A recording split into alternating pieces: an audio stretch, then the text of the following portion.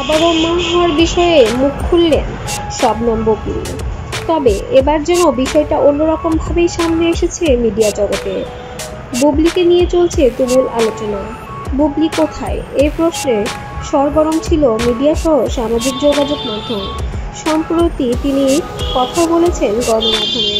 সাকিব বুবলীর সম্পর্ক নিয়ে গুঞ্জন থাকলেও গুঞ্জনের অবকাশ আর রাখলেন না সুজন ও রোদেলা।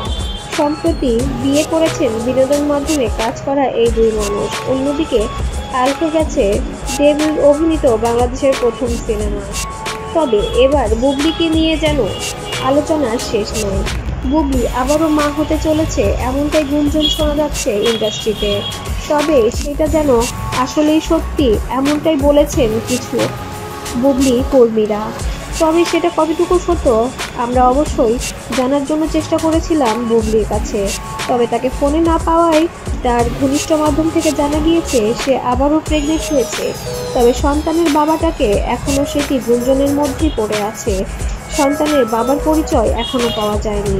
তবে কিছু মানুষ বলছে এটা বুবলীর স্বভাব ও বিভিন্ন সময় বিভিন্ন মানুষকে ব্ল্যাকমেইল করে বাচ্চা নেয় এবং তাদের সংসারগুলোকে নষ্ট করে দেয়।